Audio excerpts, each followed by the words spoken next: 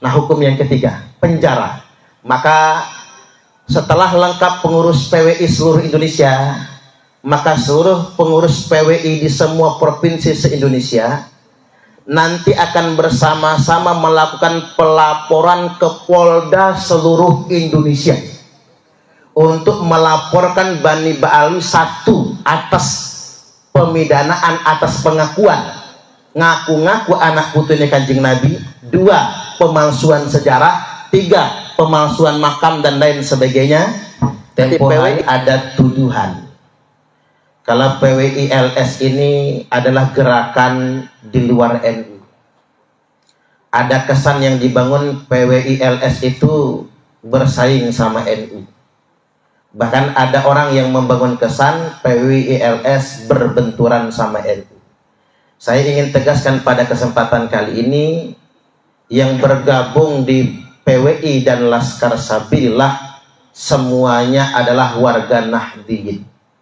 Semuanya adalah kader NU. Dan rata-rata sudah lulus PD PKP NU. Jadi saya ingin tegaskan PWI LS adalah gerakan Nahdliyin akar rumput. Dan induknya tetap adalah NU. Dan sempat kemarin muncul ancaman. Ancamannya begini, tunggu ya. Kalau Prabowo sudah dilantik, maka semua orang NU, pengurus NU yang gabung PWI LS akan dipecat. Ancamannya begitu. Kalau Prabowo sudah dilantik, nanti Kiai Imam, Gus Abbas akan diproses secara hukum.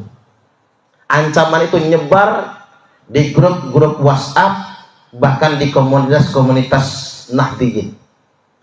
Ya, kita rodok terpengaruh juga Pak dengan itu semua, dengan ancaman itu semua. Tapi luar biasa.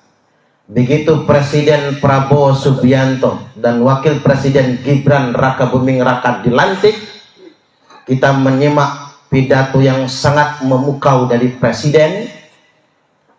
Beliau menegaskan ingin betul-betul membela harkat martabat bangsa Indonesia. Bahkan beliau mengenang tulisan yang dibuat oleh VOC.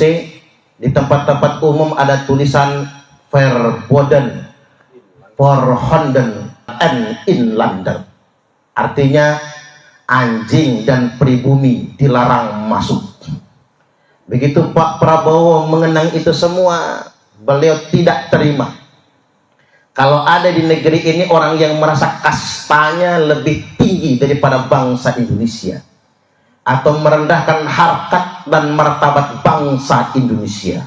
Dan begitu mengejutkan ketika beliau memang menjunjung tinggi perjuangan kita dalam rangka mengangkat harkat dan martabat bangsa Indonesia. Dan justru sebaliknya, pihak-pihak yang kemudian yang tadinya merendahkan bangsanya sendiri dan memuji-muji kasta tertentu di Republik ini, justru mereka menuai apa yang mereka lakukan sendiri. Makanya saya berdiskusi dengan beliau betapa banyak koruptor-koruptor yang sudah ditangkap tersebut, 50%-nya adalah pendana bagi FPI dan pendana bagi para Ba'alwi itu Pak, yang justru yang ditangkap. Dan hari ini kita lihat Abah Lutfi bin Yahya tidak lagi direkrut menjadi One Team Press. Justru Dewan Penasihat Presiden Pak Wiranto, Pak Luhut bin Sarpanjaitan, dan Pak Jenderal Dudung Abdurrahman, yang secara resmi kemarin Pak Jenderal Dudung Abdurrahman sudah menjadi Dewan Kasepuhan atau Penasehat PWI LS bersama Abuya Muhtadi. Tepuk tangan dulu. Ini menunjukkan keberpihakan pemerintah Prabowo Subianto dengan perjuangan bangsa Nusantara, perjuangan rakyat pribumi, perjuangan kita semua yang ada di barisan ahli sunnah wal jamaah.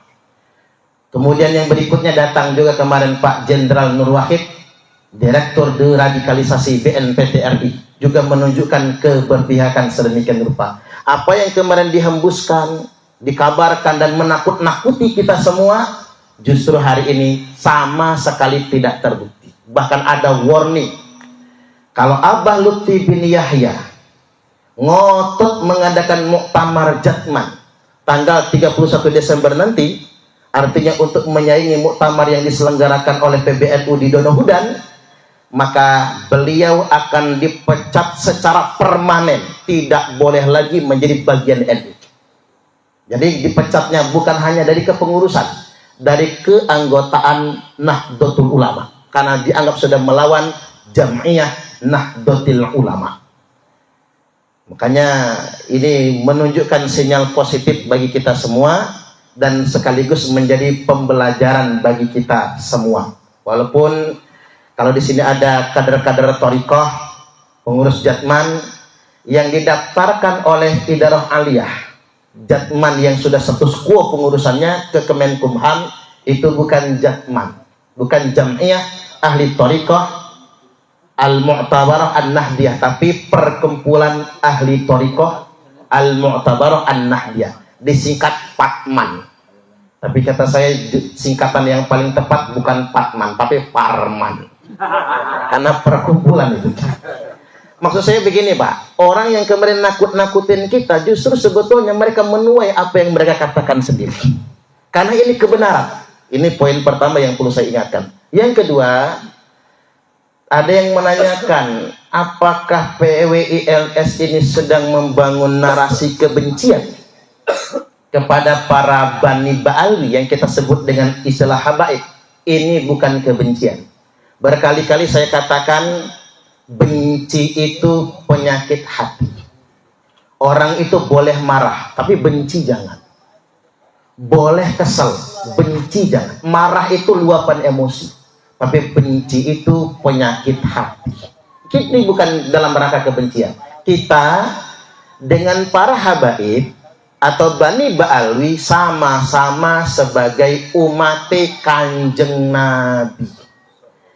Yang sedang kita koreksi apa? Pengakuan mereka bahwasanya mereka adalah dzurriatnya Kanjeng Nabi, sekaligus mereka mengklaim kasta mereka ada di atas kita semua. Ini ngapura nggih, ini duduknya agak tinggi ya Pak. Ya biar Kiai Alawinya kelihatan maksudnya. Kalau duduknya di bawah kan takut agak susah nengoknya.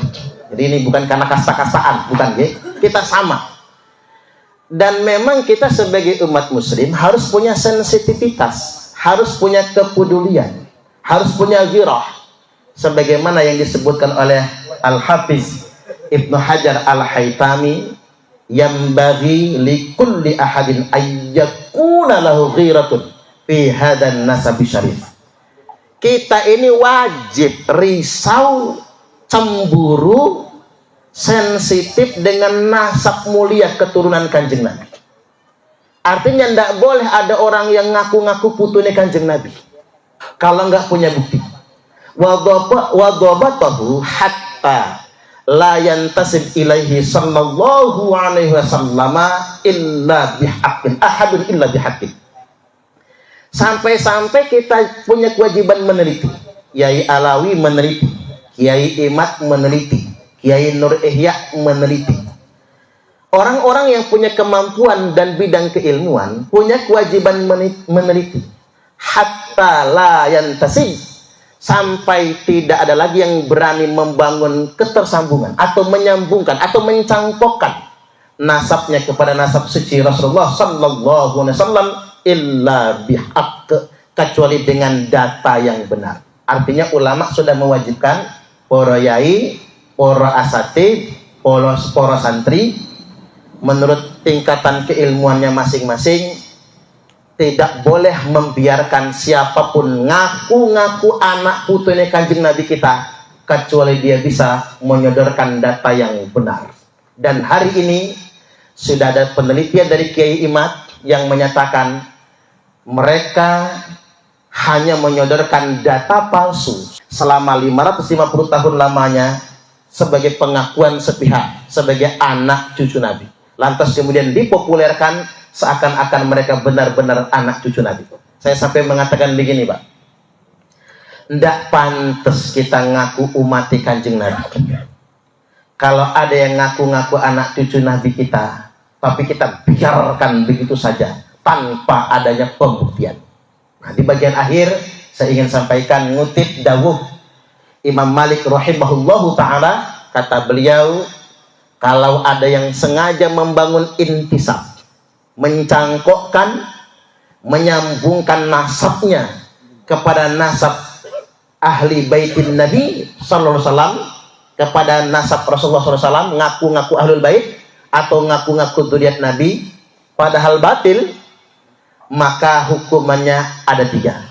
1, yudrabu dorban waji'a, pukul dia dengan pukulan yang sangat keras, pukulan yang menyakitkan, mungkin dicambuk ini ya.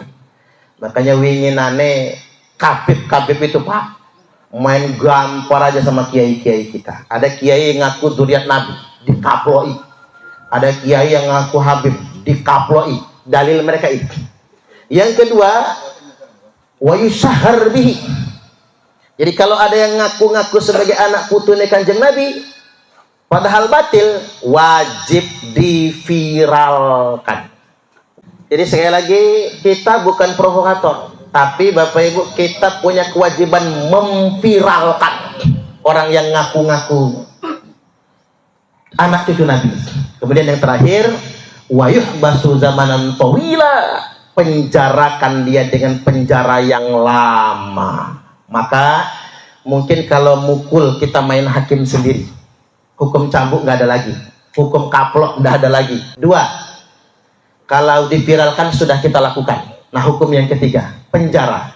Maka setelah lengkap pengurus PWI seluruh Indonesia, maka seluruh pengurus PWI di semua provinsi se-Indonesia nanti akan bersama-sama melakukan pelaporan ke Polda seluruh Indonesia untuk melaporkan Bani Ba'alwi 1 atas pemidanaan atas pengakuan ngaku-ngaku anak putunya Kanjeng Nabi, 2 pemalsuan sejarah, 3 pemalsuan makam dan lain sebagainya. Nanti PWI se-Indonesia akan membuat laporan resmi kepada seluruh Polda se-Indonesia dengan sangkaan pasal penodaan agama. Maka bantu kita membentuk PWI seluruh Indonesia, mensosialisasikan agar tidak ada lagi yang berani mengeksploitasi nasab suci keturunan Nabi Sallallahu Alaihi Wasallam, apalagi untuk kepentingan politik, ekonomi, bisnis dan lain sebagainya. Gimana kira-kira Pak? Siap mendukung? Ya. Tepuk tangan dulu.